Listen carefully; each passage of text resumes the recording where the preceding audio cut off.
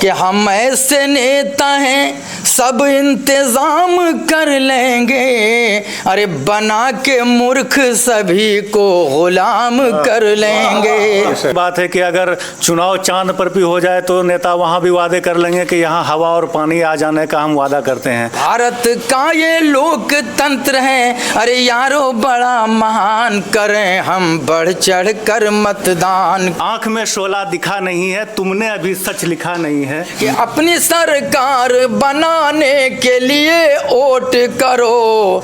कबीरदास जी जो है दरबारी नहीं हुए तो हर घर में कहीं ना कहीं किसी न किसी दोहे से उन्हें याद किया जाता है, तो कहीं ना कहीं आप पर यह ठप्पा ना लग जाए कि आप दरबारी शायर हैं। कि बिखेरो रोशनाई इस तरह कागज़ के सीनों पर जहाँ के हर कलमकारों को तुमसे प्यार हो जाए। तुम्हारी खबर पाने को मैं बेकरार हो गया, खबरों से इश्क ऐसा हुआ कि मैं पत्रकार हो गया। चुनाव की चकाचौंध हो और चाय की दुकान और वक्त हो शाम का, गुजर हो उस चाय के दुकान से एक पत्रकार का, तो कान खड़े हो जाते हैं पत्रकार के कि ज़रूर यहाँ पर कुछ सियासी हलचल चल रहा है। मैं अभी मौजूद हूँ झारखंड के महागमा विधानसभा में। महागमा विधानसभा का जो रूपरेखा है मैं बता देता हूँ कि 2019 में दीपिका पांडे सिंह जो कांग्रेस की विधायिका है जो जीत कर आई, फिर मंत्री बनी। जो बीजेपी है, बीजेपी के अशोक भगत जी पिछले 2000 में, सन 2000 में, फिर 2005 में, उसके बाद 2014 में वो विधायक रहे। उसके बाद 2019 में कांग्रेस से दीपिका पांडे सिंह जीत के आई।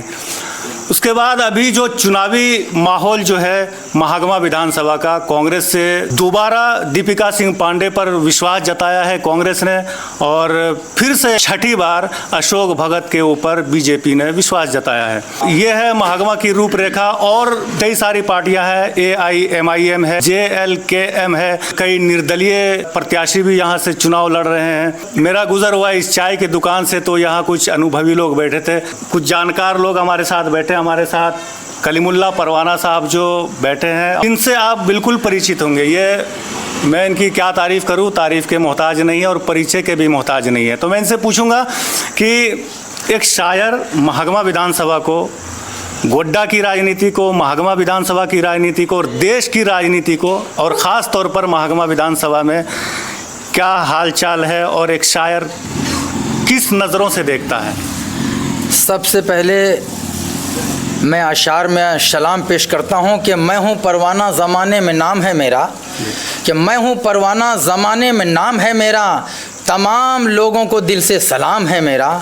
और दिलों को तोड़ना हरगिज़ मुझे पसंद नहीं, दिलों को जोड़ना सचमुच में काम है मेरा, दिलों को जोड़ना सचमुच में काम है मेरा। और हिंदुस्तान की सियासत पे मैं पैनी नज़र रखता हूँ। इस हवाले से शेर मुलाज़ा फरमाया कि मैं चाहता हूँ मुल्क में ऐसी हवा चले, कि मैं चाहता हूँ मुल्क में ऐसी फ़िज़ा बने, हिंदू का घर जले तो मुसलमान रो पड़े, और पामाल होने पाए ना बेटी की आबरू, मीरा पे आँच आए तो रसखान रो पड़े, मीरा पे आँच आए तो रसखान रो पड़े। और ये सियासत की बात जुनैद साहब ने छेड़ दी है, देशी तरकश ने छेड़ दिया है, तो इस पस मंज़र में एक कता पे से खिदमत है। मुलाज़ा फरमाया कि हुकूमत मुल्क की अच्छी नहीं है, कि सियासत मुल्क की सच्ची नहीं है, और बहुत से गांव हैं भारत में ऐसे जहां सड़कें अभी पक्की नहीं हैं। और ये चंद अशार बतौर ख़ास मुलाज़ा फरमाया। हिंदू मुस्लिम की अभी सियासत पूरे देश में चल रही है, मंदिर मस्जिद की, लेकिन मैं इसको अच्छा नहीं मानता हूँ। हिंदू मुस्लिम की सियासत को मिटाया जाए, क्या वो नफ़रत की हवाओं को मिटाया जाए, एक नया शहर मोहब्बत का बसाया जाए, और आँच आए न कहीं हिंद की धरती पे कहीं अपने बच्चों को भी ये पाठ पढ़ाया जाए। और हिंदू मुस्लिम को बांटने की साजिश चल रही है पूरे देश में। शेर मुलाज़ा फरमाया कि मेरा सम्मान बांटा जा रहा है। यह देश क्या है? हर हिंदुस्तानियों का सम्मान है, यह गुलदान है यह देश, कि मेरा सम्मान बांटा जा रहा है, मेरा अरमान बांटा जा रहा है, कि मेरा सम्मान बांटा जा रहा है, मेरा गुलदान बांटा जा रहा है, और यहाँ हिंदू को मुस्लिम से लड़ाकर ये हिंदुस्तान बांटा जा रहा है। अभी चूँकि चुनावी बयार चल रहा है, सारे नेता आते हैं, जुनैद साहब, रिजवान साहब वादे करके चले जाते हैं, तो नेताओं पर तंज़िया चंद अशार है, मुलाज़ा फरमाए। हास्य व्यंग की शायरी है, 2-3 शेर मुलाज़ा फरमाए। अभी मैंने बनाया है, नेता क्या कहता है।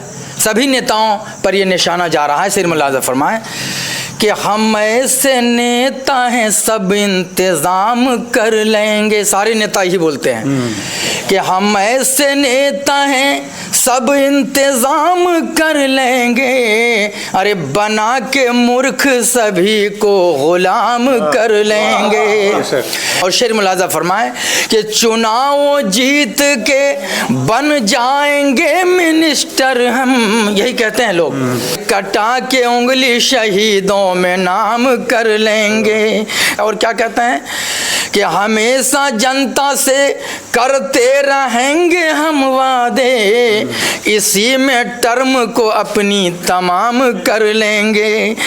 और ये शेर चूँकि देशी तरकश के हवाले से समाअत फरमा रहे हैं, तो मैं चाहता हूँ कि देशी तरकस के हवाले से ये एक कता पेश खिदमत है। मुलाजा फरमाए कि सच्चा चैनल है यह देशी तरकश, कि सच्चा चैनल है यह देशी तरकश, अच्छा चैनल है यह देशी तरकश, और सच्ची खबरों को यह दिखाता है। ऊंचा चैनल है यह देशी तरकश, ऊंचा चैनल है यह देशी तरकश। और ये शेर चूँकि अभी चुनावी बयार चल रहा है, गोड्डा के डीसी साहब का फरमान जारी हुआ है कि आप ज़्यादा से ज़्यादा मतदाता जागरूकता अभियान के तहत शेर व शायरी पढ़ें, पेश करें।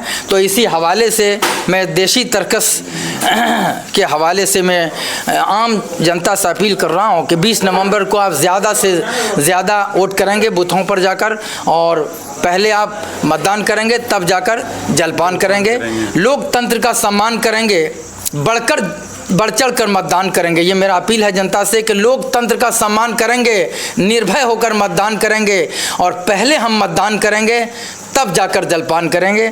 और ये शेर मतदाता जागरूकता के हवाले से है कि भारत का ये लोकतंत्र है, अरे भारत का ये लोकतंत्र है, अरे यारो बड़ा महान, करें हम बढ़ चढ़ कर मतदान, करें हम बढ़ चढ़ कर मतदान।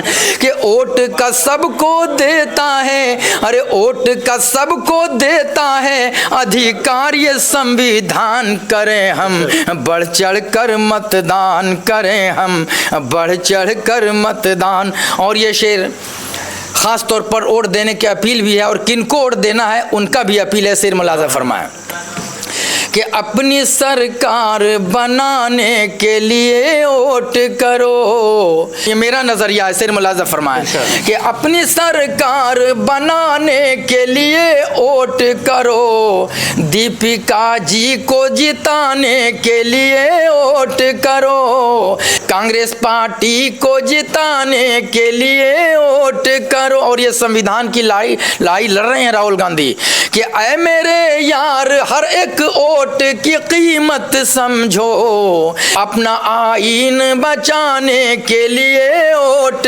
करो, अपना आईन बचाने के लिए वोट करो। और ये काम के यहाँ पर मैं आपको रोकना चाहूँगा ज़रा सा। आपने कहा कि नेताओं के वादे जो होते हैं वो तो सही बात है कि अगर चुनाव चांद पर भी हो जाए तो नेता वहाँ भी वादे कर लेंगे कि यहाँ हवा और पानी आ जाने का हम वादा करते हैं, हवा और पानी लाने का हम वादा करते हैं। तो चलिए अलग बात सी हो गई। आप शायर हैं, शायर को समाज का आईना कहा जाता है, और आप किसी एक पार्टी के लिए शेर पढ़ रहे हैं, कहीं लोग आपको दरबारी शायर न कह दे। और एक बात ज़रूर है कि अमीर खुसरो और कबीर दास ये दोनों हुआ करते थे। अमीर खुसरो दरबारी शायर हो गए तो बहुत कम गाए जाते हैं, कबीर दास जी जो है दरबारी नहीं हुए तो हर घर में कहीं ना कहीं किसी न किसी दोहे से उन्हें याद किया जाता है। तो कहीं ना कहीं आप पर यह ठप्पा ना लग जाए कि आप दरबारी शायर हैं। नहीं, मैं शायर हूँ, सभी के लिए अशार पढ़ता हूँ, सभी पार्टियों के लिए, जिसका मंच होता है उसी को पढ़ता हूँ, लेकिन अपना जिस नज़रिया जो रुझान जहाँ होता है वो बोला जाता है, जो सच है वही बोला जाता है। कि मैं शायर हूँ, सभी के वास्ते अशार पढ़ता हूँ, मैं शायर हूँ, सभी के वास्ते अशार पढ़ता हूँ, नई नस्लों को आगे के लिए तैयार करता हूँ, नई नस्लों को आगे के लिए तैयार करते हूँ। और ये हिंदुस्तान की शान में कि किसी भी हाल में भारत का सर झुकने नहीं देंगे। हुआ अगर युद्ध तो हम चीन को टिकने नहीं देंगे। हम मुसलमान ऐसे हैं कि हमें इस मुल्क के अफवाज पर पूरा भरोसा है, किसी भी हाल में दुश्मन को घुसने नहीं देंगे, वो अपने देश में दुश्मन को यूं घुसने नहीं देंगे। और ये शेर के मुसलमान हूँ, खुदा पर हर घड़ी ईमान रखता हूँ, हमेशा दिल में भारत के लिए सम्मान रखता हूँ। और मेरे इस मुल्क में आतंक की तुम बात मत करना, मैं अपने दिल की हर धड़कन में हिंदुस्तान रखता हूँ। और मुसलमानों पर दहशतगर्दी का ठप्पा लगता है, मदारिस और मसाजिद को दहशतगर्दी का अड्डा बताया जाता है। अभी निशिकांत दुबे का एक पोस्ट आता है, उन्होंने एक सवाल उठाया है। सवाल ये है कि हालांकि वो कहना चाहते हैं कि अगर बीजेपी की सरकार बनती है तो आलिम फाजिल मौलवी करके जितने लोग झारखंड में जॉब कर रहे हैं, नौकरी कर रहे हैं, उन्हें नौकरी से हटा दिया जाएगा, 50,000 पद खाली हो जाएंगे, उसके बाद उन्हें फिर से भर्ती किया जाएगा। कहने का मोटा मोटी उनका मतलब यही है कि मदरसे के पढ़े लिखे लोग जितने भी नौकरी कर रहे हैं, जॉब कर रहे हैं, उन्हें नौकरी से हटा दिया जाएगा। फिर बांग्लादेशी घुसपैठी भी बताया जा रहा है। इस पर आप क्या कहना चाहेंगे? ऐलान कर रहा हूँ मैं अपनी ज़बान से, निशिकांत साहब को मैं शेर के माध्यम से संदेश दे रहा हूँ कि ऐलान कर रहा हूँ मैं अपनी ज़बान से, मर कर भी न जाएंगे हम हिंदुस्तान से। बांग्लादेशी आप बकते रहिए, हम लोग प्योर हिंदुस्तानी हैं, इसी मिट्टी में दफन हो जाएंगे कि धमकी से तेरे मैं तो कभी डर नहीं सकता, जीता रहूंगा दोस्तों भारत में शान से। ऐलान कर रहा हूं मैं अपनी ज़बान से। आपकी शायरी सुनकर मुझे भी 2-4 पंक्ति याद आई, मैं आपको सुनाता हूँ। नीलोत्पल मृणाल भैया एक शायर है, तो उनका एक शेर है कि ऐ कवि कविता नहीं अपने समय की चिंता लिखो। जैसे आप हालात हाजरा पे पढ़ते हैं कि ऐ कवि कविता नहीं अपने समय की चिंता लिखो, सब लिखते हैं गहरा समुंदर, तुम डूबे को तिनका लिखो, आँख में शोला दिखा नहीं है, तुमने अभी सच लिखा नहीं है, और राजमहल पर तो सब लिखते हैं, तुम किसी गांव का रास्ता लिखो। क्या बात। मैं आपसे यह पूछना चाहूँगा कि मैं तो पत्रकार हूँ, मुझे प्रेरणा कहाँ से मिली कि तुम्हारी खबर पाने को मैं बेकरार हो गया, खबरों से इश्क ऐसा हुआ कि मैं पत्रकार हो गया। आपके बारे में पूछना चाहूँगा कि आपको कहाँ से प्रेरणा मिली शायरी? एक शेर है कि बिखेरो रोशनाई इस तरह कागज़ के सीने पर, तुम लोग चूँकि नए कलमकार हो कि बिखे दुआया शेर है तुम लोगों के लिए, देशी तर्कस के लिए, कि बिखेरो रोशनाई इस तरह कागज़ के सीनों पर, जहाँ के हर कलमकारों को तुमसे प्यार हो जाए। मदारिस और मसाजिद पर अभी ठप्पा लगाया जा रहा है दहशतगर्दी का, इस हवाले से मैं शेर पढ़ रहा हूँ कि मदारिस और मसाजिद क्या चीज़ है, और उसकी तलाशी लेने पर, उस जगह की तलाशी, उस पाकीज़ा जगह की तलाशी लेने पर क्या मिलेगा? तो कहीं टोपी चटाई और कहीं कुरान निकलेगा। मदारिस और मसाजिद की तलाशी करोगे तो यही निकलेगा कि मदारिस और मसाजिद से यही सामान निकलेगा। और हमारी देशभक्ति का नहीं है तुमको अंदाज़ा, हमारा दिल निकालोगे तो हिंदुस्तान निकलेगा, हमारा दिल निकालोगे तो हिंदुस्तान निकलेगा। मैंने एक सवाल पूछा था आपसे, आपकी शायरी सफ़र कहाँ से शुरुआत हुई? आप जो शायराना जो अंदाज़ है। मेरे वालिद मोहतरम बहुत बड़े आलिम दीन थे और शेरो सुखन से उनका गहरा रिश्ता था। बड़ी बड़ी और मोटी मोटी किताबें आज भी मेरे घर के लाइब्रेरी में रखा हुआ है। और ग़ुलाम रब्बानी कासिर साहब थे, एक भागलपुर के बहुत मशहूर शायर, नाथनगर के दरियापुर के रहने वाले। उन्होंने बहुत उभारा हमको, मैंने प्रेरणा दिया शायरी। और मैं बचपन से ही शौक़ रखता था, चौथे क्लास से भांजपुर में मैं पढ़ता था, वहाँ से ही मैंने शायरी का आगाज़ कर दिया था, शुरुआत कर दी थी। और लगातार मैं 1999 से ऑल इंडिया रेडियो और पटना दूरदर्शन का निबंधित शायर हूँ। और ग़ुलाम रब्बानी मरहूम शायर मरहूम ने बहुत प्रेरणा दी और बहुत हमको ऊंचाइयों पर ले गए। बहुत जगहों पे जलसा जुलूस में मुशायरे हमको ले जाते थे। उत्तर प्रदेश लाल किला के मुशायरे में भी गया, BBC लंदन से भी मेरी गज़लों का प्रसारण हुआ और 90 के दशक में। यही प्रेरणा जहाँ यही समझिए। जब इलाके में शायर नहीं हुआ करते थे, मुशायरा का आगाज़ हमके जब से मैं पैदा लिया हूँ 25 मरतबा में सिरमतपुर मुशायरा कर चुका। मुशायरा लोग जानता नहीं था कि शेर सुखन की महफिल क्या होती है। सिरमतपुर से मैंने इसका आगाज़ किया और आज गोड्डा ज़िला, भागलपुर ज़िला, अल्लाह में ये चलन फैल गया है कि हर जगह मुशायरे की महफिल आरास्ता। अच्छा, अभी जो मुशायरे होते हैं उसमें शायराएँ आती है, शायर आते हैं, सिर्फ तरन्नुम ठीक ठाक हो जाता है, बाकी क्या कहेंगे अभी के मुशायरे? अल्लामा इकबाल तरन्नुम के शायर नहीं थे, मिर्ज़ा गालिब भी नहीं थे, लेकिन पूरी दुनिया में उनका नाम है, सारे जहाँ से अच्छा उन्हीं का लिखा तराना है। इसलिए वो शायर जो है ना कलाम से परखा जाता है, आवाज़ से, आवाज़ वाले को गवैया कहा जाता है। ओरिजिनल शायर जो होता है वो लिखता है, किताबों में छपता है, अखबारों में छपता है, रिसालों में छपता है, और लोग बड़े बड़े चैनल वाले उनके रिव्यू लेते हैं। मनोवर राना साहब, मरहूम मनोवर राना साहब अभी हयात में है, हमारे role model Wasim, professor Wasim Barelvi साहब, राहत इंदौरी साहब, इन सारे लोगों के साथ में पटना में, लखनऊ प्रोग्राम दे चुका हूँ। बड़े एक मरतबा कृष्ण मेमोरियल हॉल में समीर साहब आए थे, उन्होंने कहा था कि शायरी की दुनिया में बेटा तुम किस मकाम पे हो, बहुत छोटे थे हम, तो हमने कहा था उसको कि ज़मीन आसमां से आगे हूँ, वक्त के कारवां से आगे हूँ, मैं कहाँ हूँ ये तो खुदा जाने, कल जहाँ था वहाँ से आगे हूँ। वो देखता रह गया था हमको समीर साहब। तो ये तो आपकी बातें हो गई। महागमा विधानसभा में आपके नज़रिए से क्या हालचाल है, क्या माहौल है? कांटे की टक्कर है इस वक्त कांग्रेस और बीजेपी में, सीधी लड़ाई है कांग्रेस और बीजेपी में। पलड़ा किधर भारी लग रहा है? पलड़ा तो कांग्रेस का मेरी नज़र में भारी लग रहा है चारों तरफ से। ये और युवा साथी हमारे साथ मौजूद है। मैं कलीमुल्लाह परवाना साहब के बारे में, इन्होंने बहुत सारे शेर पढ़े, इनके शान में मैं एक शेर पढ़ना चाहता हूँ कि कह दो मीरो गालिब से कि शेर हम भी कहते हैं, वो सदी तुम्हारी थी ये सदी हमारी है। और नौजवान साथी और कुछ बड़े बूढ़े हमारे साथ मौजूद है जो महागमा की राजनीति को ठीक ठाक से समझते हैं, इनसे भी बात करते हैं। क्या लग रहा है इस बार महागमा में? नहीं, दीपिका जी जीतेगी मैडम जी। ठीक है। कैसे जीतेगी, क्या कुछ समीकरण बताइए? पुराने लोग, अरे 5 साल से मना चला रहा है, ठीक काम काज किया है, सभी जाति का है मना समर्थन मिल रहा है, इसलिए जीतेगी। चलिए ठीक। जीतने के बाद उनसे क्या उम्मीद करते हैं?